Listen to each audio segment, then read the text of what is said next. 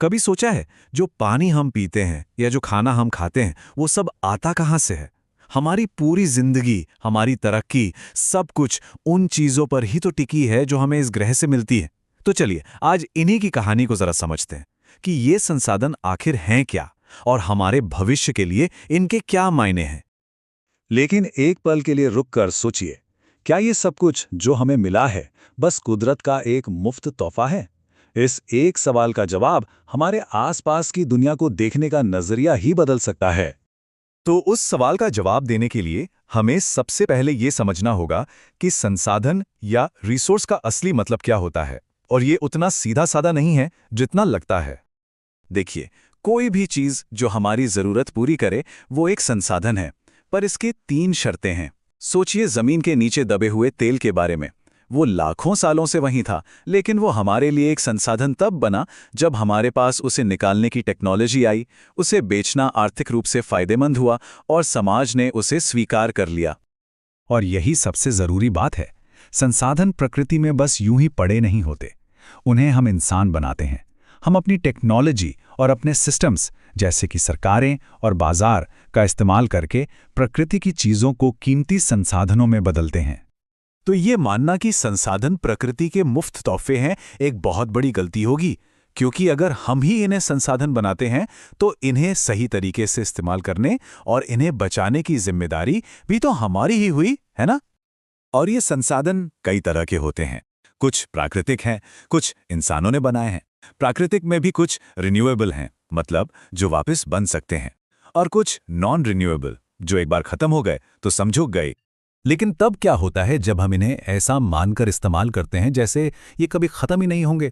क्या होता है जब हमारी ज्यादा पाने की चाहत धरती की देने की क्षमता से बहुत आगे निकल जाती है? असल में यहीं से असली मुसीबतें शुरू होती हैं। इस अंधाधुंध इस्तेमाल ने हमें 3 बड़ी मुश्किलों में डाल दिया है।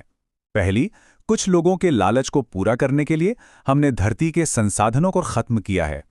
दूसरी, दौलत और संसाधन कुछ ही हाथों में सिमट कर रह गए, जिससे समाज अमीर और गरीब में बंट गया।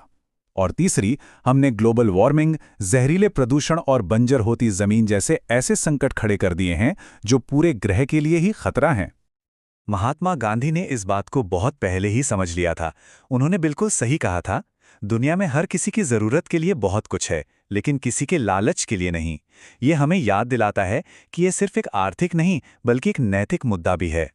तो समस्या तो साफ दिख रही है, पर क्या इसका कोई समाधान है? अच्छी खबर यह है कि हाँ है, और ये एक ऐसी योजना है जिस पर पूरी दुनिया मिलकर काम करने की कोशिश कर रही है।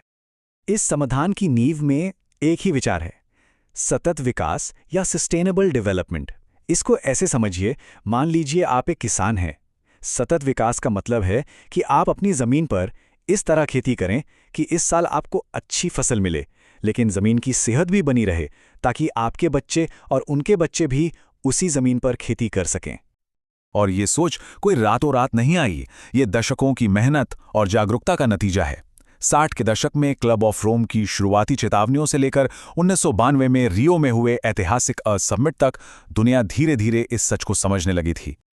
और उस रियो समिट से निकला एजेंडा 21, एक बहुत बड़ा एक्शन प्लान था। पहली बार दुनिया भर के नेताओं ने एक साथ मिलकर पर्यावरण की रक्षा करने, गरीबी कम करने और सबके लिए एक बेहतर, टिकाऊ विकास को बढ़ावा देने का वादा किया।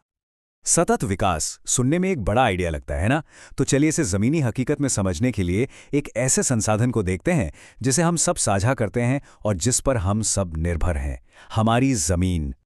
भारत में हमारी लगभग आधी जमीन खेती के लिए इस्तेमाल होती है।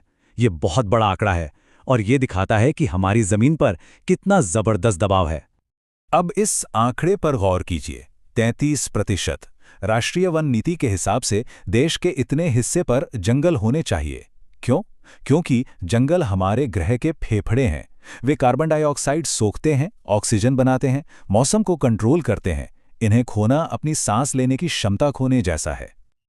और हमारी गतिविधियों ने न केवल सीधे सीधे जमीन को नुकसान पहुंचाया है, बल्कि प्राकृतिक आपदाओं को और भी ज्यादा भयानक बना दिया है।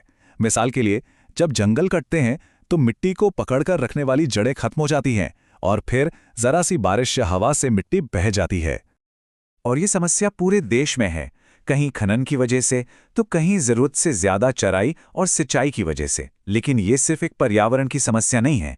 इसका मतलब है खेती के लिए कम उपजाऊ जमीन, बाढ़ और सूखे का बढ़ता खतरा और लाखों लोगों की रोजी रोटी का छिन जाना। लेकिन तस्वीर इतनी भी निराश करने वाली नहीं है। उम्मीद अभी भी बाकी है।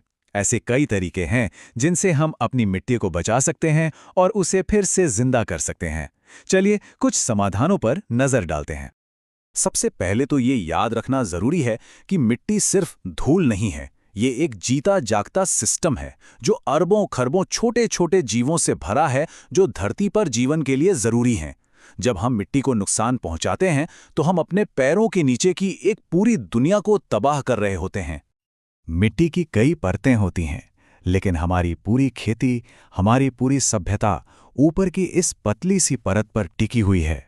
यही हमारा सबसे कीमती खजाना है और हम इसे खतरनाक तेजी से खो रहे हैं।